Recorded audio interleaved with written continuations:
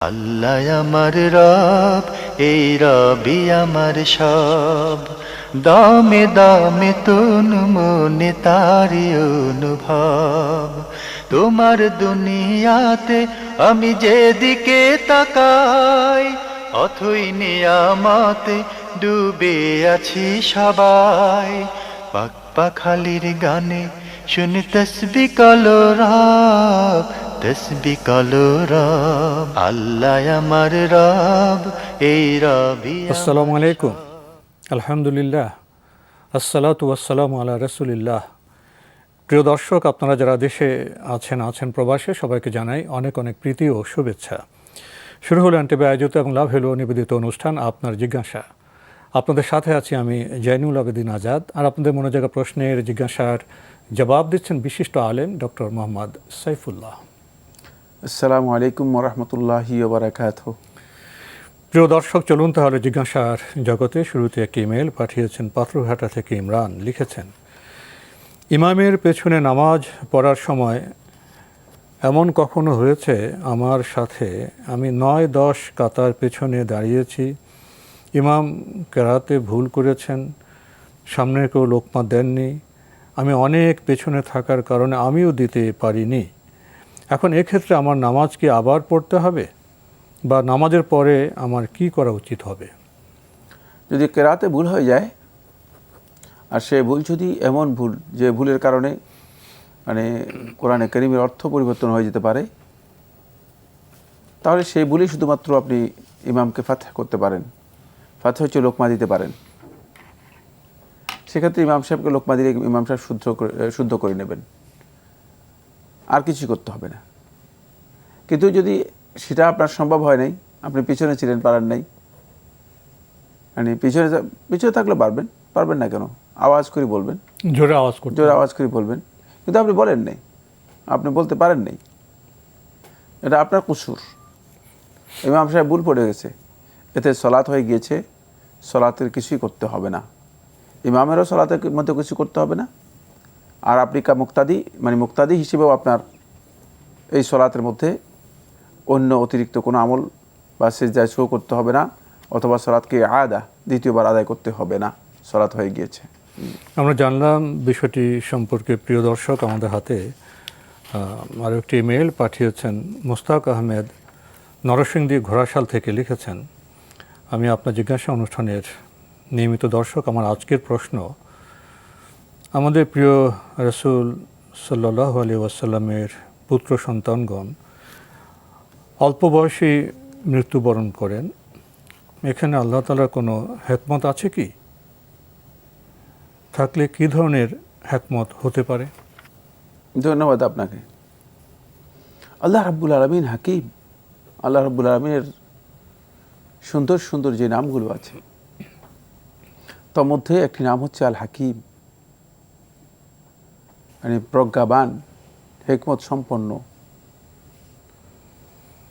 এই বিশাল মাখলুকাত সৃষ্টি করেছেন, হিকমত নেই, এই বিষয়ে ভাবাই তো ভয়ঙ্কর অপরাধ। আপনি কিভাবে ভাবছেন যে আল্লাহ সুবহানাহু ওয়া তাআলার কোনো বিধানের মধ্যে হিকমত নেই? অথচ দুনিয়ার মানুষই তো হিকমত ছাড়া কোনো কাজ করে না। যাদেরকে আল্লাহ কিছুই করেন না, যাদেরকে আল্লাহ সুবহানাহু ওয়া তাআলা কোনো জ্ঞান দেন নেই, সামান্য জ্ঞান দিয়েছেন। আর যারা আগামীকাল সম্পর্কেও জানে না, যারা নিজের ডেস্টিনেশন সম্পর্কেও জানে না, গন্তব্য সম্পর্কে জানে না, তারপরেও তারা হিকমত এর মাধ্যমে কাজ করে। সুতরাং আপনার এই প্রশ্নটা আল্লাহ তাআলার শানে ভয়ঙ্কর ধরনের কুধারণা। এটাই প্রথম কথা, এটাই অত্যন্ত গুরুত্বপূর্ণ বিষয়। আল্লাহ সুবহানাহু ওয়া তাআলা সম্পর্কে এটাই কুধারণা যে আল্লাহ তাআলা কোনো কাজ করেছেন, আল্লাহ রাব্বুল আলামিনের কোনো কাজ সেটা হিকমতের বাইরে যাবে, এর প্রশ্নই আসে না।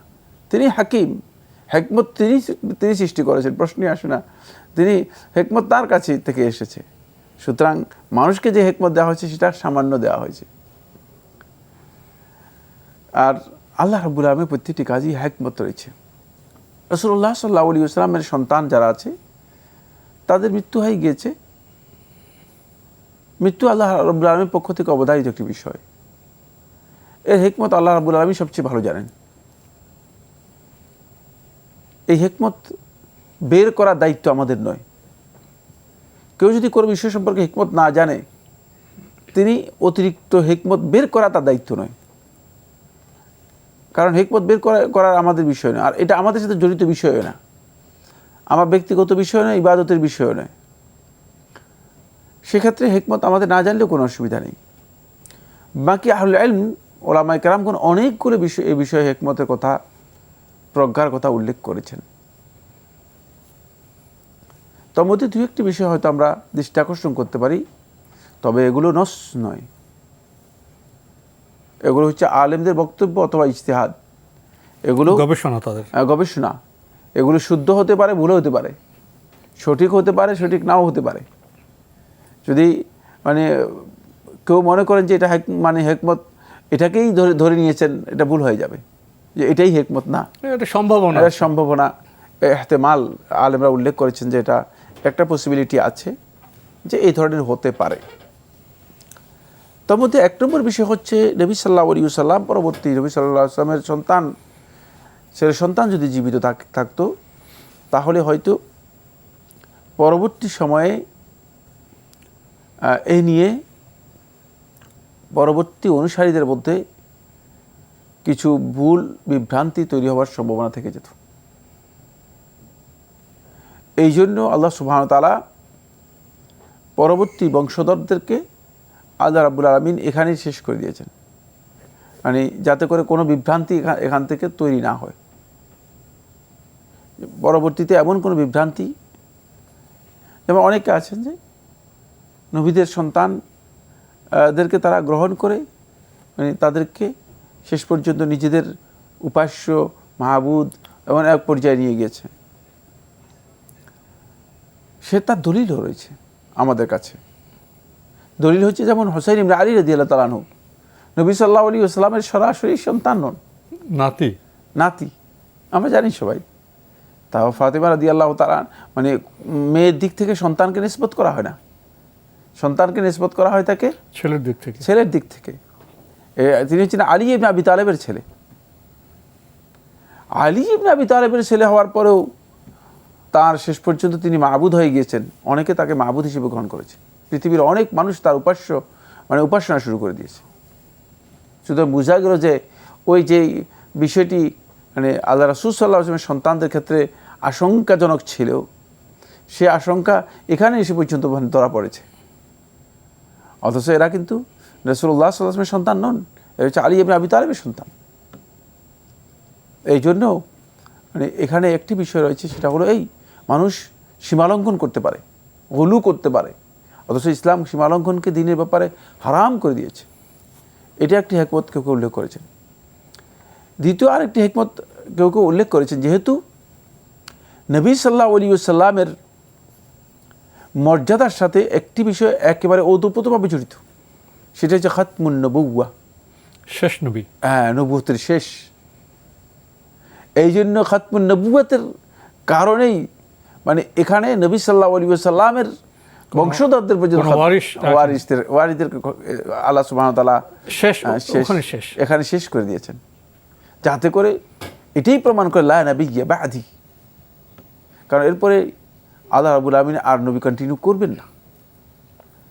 নবীদের সিলসিলা এবং মানে শেষ পর্যন্ত মানে পরবর্তী বংশধরকে পর্যন্ত আল্লাহ সুবহানাহু ওয়া তাআলা তার হিকমত যে এটাকে কী করে স্পষ্ট করেছেন, যাতে মানুষ মানে উম্মতের কাছে স্পষ্ট হয় যে মানে নবী সাল্লাল্লাহু আলাইহি ওয়াসাল্লামের নবুয়তের মাধ্যমে ওয়া খুতিমা বিহান নাবিয়্যুন, বুখারী riwayat-এর মধ্যে এসেছে আল্লাহর হাবিব সাল্লাল্লাহু আলাইহি ওয়াসাল্লাম বলেন যে আমার মাধ্যমে নবীদের শেষ সমাপ্তি টানা হয়েছে। আমরা জানলাম বিষয়টি সম্পর্কে সংক্ষিপ্ত পরিসরে। প্রিয় দর্শক, আমাদের হাতে আরও একটি ইমেল পাঠিয়েছেন আব্দুর রহিম, গ্রিন রোড।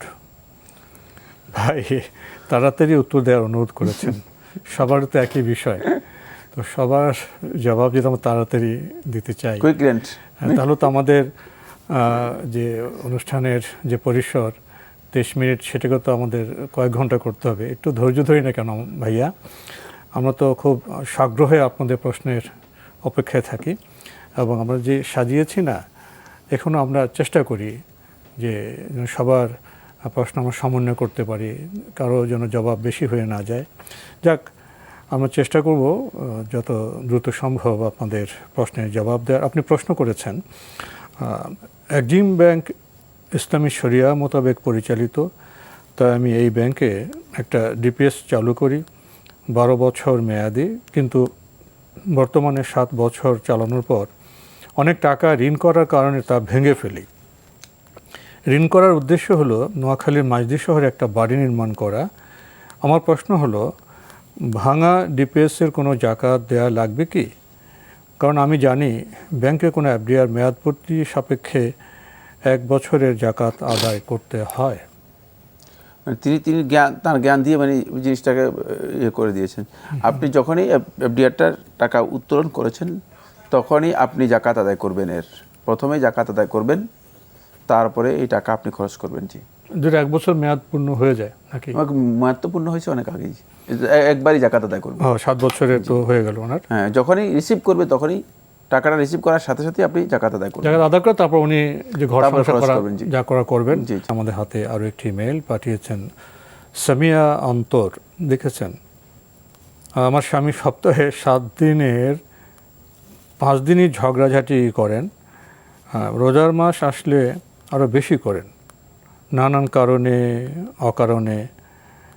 এখন আমার করণীয় কি? বোন, আপনি এমন একটি প্রশ্ন করলেন, স্বামীর সাথে ঝগড়া বিবাদ হয়, এটা কি আমাদের জানানো খুব প্রয়োজন ছিল? আপনার সুন্দর সংসার করার জন্য তো বিবাহ বন্ধনে আবদ্ধ হয়েছেন, ঝগড়াঝাটি কেন হয় নিজে কখন ভেবেছেন? ঝগড়াঝাটি তো কোনো ভুলের কারণে হয়, ভুল বোঝাবুঝির কারণে হয়। ভুল তো স্বামীরও হতে পারে, আপনারও হতে পারে। কারণ আমরা নিজের দিকে আঙ্গুল খুব কম তুলি, অপরের দিকে বোধহয় আঙ্গুল তোলাটা সহজ। আপনার প্রশ্নের জবাব আমরা অবশ্যই দিব, যেহেতু আপনি প্রশ্ন করেছেন। আমরা এটা মানবিক বিবেচনা মনে হয় এসব বিষয়গুলো নিজেদের মধ্যে মিটিয়ে ফেলতে পারলে ভালো। চেষ্টা করলে আমরা পারতেও পারি, কিন্তু আমরা প্রকাশ্যে সবার সামনে জানান দিলাম। কি বলবেন? জানতে চাচ্ছেন কি?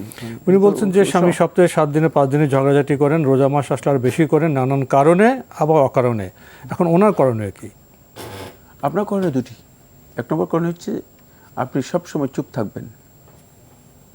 যদি সত্যিকার আপনি ইসলামের আখলাক ধারণ করে থাকেন তাহলে তাহাম্মুলুল আদা, তিনি যত কথাই বলুক সেটাকে বরদাস্ত করে যাবেন, চুপ থাকবেন।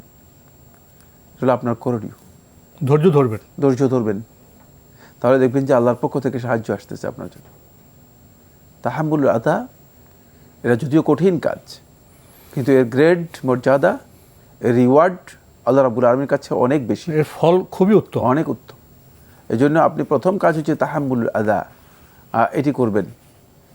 এবং 2 নম্বর যে কাজ করবেন সেটা হচ্ছে আল্লাহ তাআলার কাছে অধিক পরিমাণে দোয়া করবেন যেন আল্লাহ সুবহানাহু ওয়া তাআলা মানে এই পরিস্থিতিতে আল্লাহ রাব্বুল আলামিন আপনাকে তৌফিক দান করে এবং আপনার এই অবস্থা যেন খুব দ্রুত কেটে যায়। এটা বেশি বেশি করে আল্লাহ তাআলার কাছে দোয়া করবেন। মনে রাখবেন, নিজের কোনো অন্যায়, নিজের কোনো ভুল ত্রুটি থাকলে সেটা সংশোধন করার জন্য চেষ্টা করবেন। কারণ আমরা অন্যের দোষ ধরতে সবচেয়ে বেশি পাকা, আর নিজের দোষগুলো মোটেও দেখি না। এই জন্য নিজের দোষ ত্রুটি যেগুলো আছে, আপনি বলেছেন কারণে অকারণে, তো কারণটা আগে কারণ তো আছে। নিজে বলছেন কারণে অকারণে, কারণ আছে এবং অকারণও আছে। অকারণে আছে। আর আমরা কি সবসময় কারণটা বিশ্লেষণ করতে পারি? তো কারণ যেটা আছে সেটাকে অন্তপক্ষে মানে কি শুদ্ধ করে নিন, তাহলে অকারণটা ম্যানেজ হয়ে যাবে, দূর হয়ে যাবে। তো এই জন্য আমি অনুরোধ করব যে কারণটাকে আসলে বের করুন, বের করে নিজের মধ্যে সংশোধন আনার জন্য চেষ্টা করুন। আমাদের কেন যদি উদারতার অভাব আছে, বিশেষ করে সংকীর্ণতা নারীদের মধ্যে একটু বেশি, জিদ নারীদের মধ্যে অনেক বেশি, তারপরে রাগারাগি ইগো নারীদের মধ্যে অনেক বেশি, ধৈর্য শক্তি নারীদের মধ্যে অনেক কম। এই জিনিসগুলো ইসলামে প্রমাণিত বিষয়। ইসলাম নয়, এটা ব্যক্তিগত জীবনে, মানুষের জীবনে প্রমাণিত একটি বিষয়। এই জিনিসগুলোকে অবশ্যই একটু চেঞ্জ আনতে হবে। আপনি মানে আপনার জিদটাকে একটু কমানোর জন্য চেষ্টা করবেন, ধৈর্য ধারণ করুন আর দোয়া করুন, দেখবেন যে অবস্থার পরিবর্তন হয়ে যাবে। এটা হচ্ছে আপনার করণীয়। মানে এ নিয়ে বাদানুবাদ করবেন, তাহলে দাম্পত্য জীবন কলহের মানে শেষ হয়ে যাবে, ঝগড়া বাড়াবে। ঝগড়া বাড়বে। আর 2 নম্বর বিষয় হচ্ছে এটা কোন পর্যায়ের, সেটা অবশ্যই যদি এমন পর্যায়ের হয় যেখানে মানে সহনীয় নয়, মানে যেখানে মানে আর মানে দাম্পত্য জীবন কন্টিনিউ করার মতো অবস্থা নয়, তাহলে যে কোনো একজন যোগ্য আলেম অথবা যিনি কাউন্সিলিং করেন এই ধরনের ব্যক্তির সাথে কাউন্সিলিং করে পরামর্শ নিতে পারেন। তাহলে হয়তো তিনি আপনাকে আরও সুস্পষ্ট পরামর্শ দিতে পারবে, আপনার বিভিন্ন বিষয় সম্পর্কে জিজ্ঞেস করে জেনে আপনাকে গাইডলাইন দিতে পারবে। আমরা তো আমাদের কারণ অকারণ জানতে পারলাম না, আমরা অনেকটা মানে বাতাসের মধ্যে তিনি যেভাবে উল্লেখ করেছেন সেভাবে আমরা উল্লেখ করেছি। কাউন্সিলিং করলে বোধহয় আপনাদের জন্য ভালো হবে, আপনারা সুনির্দিষ্ট পদক্ষেপ নিতে পারবেন। প্রিয় দর্শক, আমাদের হাতে একটি চিঠি পাঠিয়েছেন নাসির উদ্দিন, মেলন্দা শাহজাদপুর সিরাজগঞ্জ থেকে। আগের চিঠি অনেক প্রশ্ন, আপনার তো 16টি প্রশ্ন আপনি করেছেন, আমরা কয়েকটি প্রশ্নের জবাব দিয়েছি। আজকে আমরা আপনার আরও প্রশ্নের দিকে অগ্রসর হচ্ছি। আপনি 5 নম্বর প্রশ্নে লিখেছেন, সালাতে নিষিদ্ধ সময়ে যখন কোরআন পড়া হয় তখন যদি তেলাওয়াতের সেজদা আসে তখন কি ওই সময় সেজদা দিতে হবে? সলাতে নিষিদ্ধ সময় যদি তেলাওয়াতের সিজদা কেউ উপস্থিত হন, তিনি তেলাওয়াতের সিজদা দেবেন, তেলাওয়াতের সিজদা দেবেন। জি, তার কারণ হচ্ছে তেলাওয়াতের সিজদাটা ওই আয়াতের সাথে জড়িত। এটা মিন জাওয়াতিল আসবাব, সুনির্দিষ্ট কারণে যে মানে সিজদা দেওয়া হয় তাকে তোর মধ্যে একটি। আর কারণ যখন পাওয়া যাবে তখন সিজদা দেওয়াটাই হচ্ছে হুকুম। ইজা উজিদ আল সবাব উজিদ আল মুসাব্বাব, সবাব কারণ যখন পাওয়া যাবে তখন ওই কারণে যে কাজটি করতে হবে সে কাজটিও করতে হবে। তাই এই সিজদা আপনাকে এই সময় দিতে হবে, এই সময় এই সিজদা দিতে হবে, ডিলে করার উচিত নয়, ডিলে করার উচিত নয়। আমরা জানলাম বিষয়টি সম্পর্কে। প্রিয় দর্শক আরও লিখেছেন, অজু ব্যতীত যে কোরআন পড়া যায় সেই কোরআন পড়া অবস্থায় যদি তেলাওয়াতের সেজদা আসে তবে কি ওই অবস্থায় সেজদা দেওয়া যাবে? এই মাসআলা আলেমদের দ্বিমত রয়েছে, কেউ কেউ বলেছেন যে তিনি উজু করে সিজদা দিবেন, আর কেউ কেউ বলেছেন যে না, তিনি সিজদা দিতে পারবেন। অজু না থাকা অবস্থায় শুধু মুজাররাদ সিজদা এর জন্য উজু শর্ত নয়, মানে শুধুমাত্র সিজদার জন্য উজু শর্ত নয়।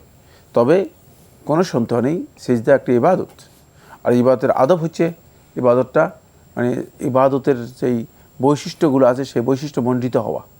এর আদব হচ্ছে উজু আলা তহারা, তহারাতের মাধ্যমে তহারাতের উপরেই সিজদাটা করা। সেক্ষেত্রে যার উজু নেই তিনি উজু করে সিজদা করলে সে সবচেয়ে উত্তম। কারণ কোরআন কারীম তেলাওয়াত করাটাও আদব হচ্ছে মূলত উজুর সাথে তেলাওয়াত করা, এক্ষেত্রে মানে এটা উত্তম, কোনো সন্দেহ নেই।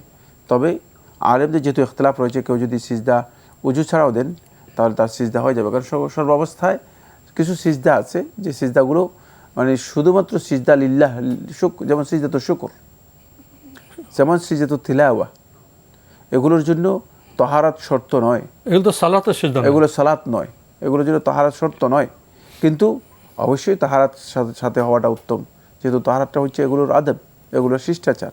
সুতরাং তাহারাতের সাথে যদি কেউ দেন তাহলে তিনি তো অবশ্যই ঠিক করেছেন, কিন্তু যিনি তাহারাত ছাড়াও দিয়ে দেন তাহলে তার সিজদা হয়ে যাবে, কোনো সন্দেহ নেই। তবে সিজদাটা তার মানে আদব বা যেই শিষ্টাচার আছে সে আদবে পুষ্ট হলো, আদব অনুযায়ী হয়নি। জি, আমরা জানলাম বিষয়টি সম্পর্কে। প্রিয় দর্শক আরও লিখেছেন, নফল সালাতে 2 রাকাতে নিয়ত করে দ্বিতীয় রাকাত পড়ে না বসে উঠে সূরা ফাতিহা পড়া শুরু করার সাথে সাথে মনে পড়ে যে আমি ভুল করছি, সেক্ষেত্রে সালাতের হুকুম কি? সালাতের হুকুম হচ্ছে আপনি বসে যাবেন, বসে গিয়ে তারপরে তার শাহুদ পড়ে তারপরে সেজদায় সহুদি দিয়ে তারপরে সালাত শেষ করবেন। আরও লিখেছেন, নফল সালাতে অতীতের খারাপ কাজগুলো মনে আসলে নিজেকে অপরাধী মনে করা এবং নিজের নফসকে তিরস্কার করা যাবে কি?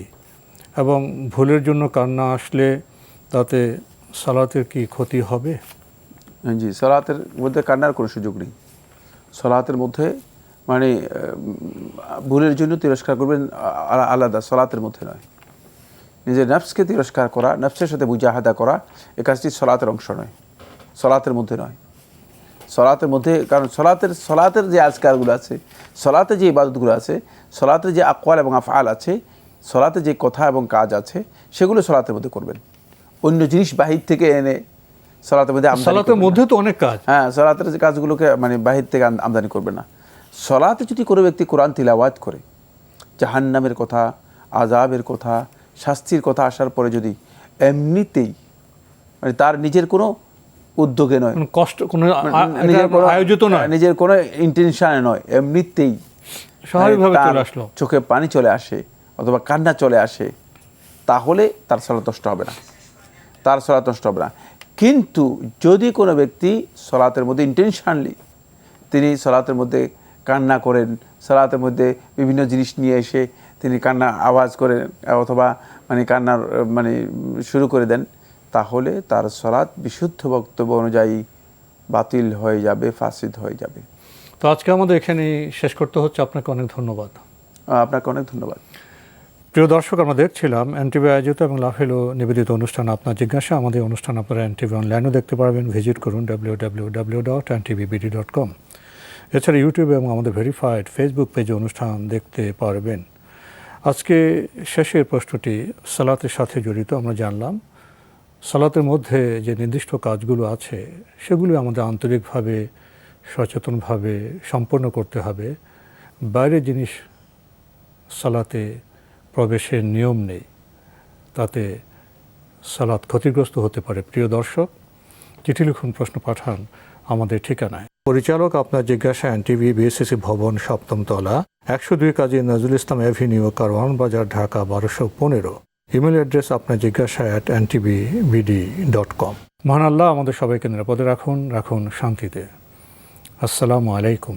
আল্লাহ আমার রব, এই রবি আমার সব, দামে দামে তুন মনে তারি অনুভব। আল্লাহ আমার রব, এই রবি আমার সব।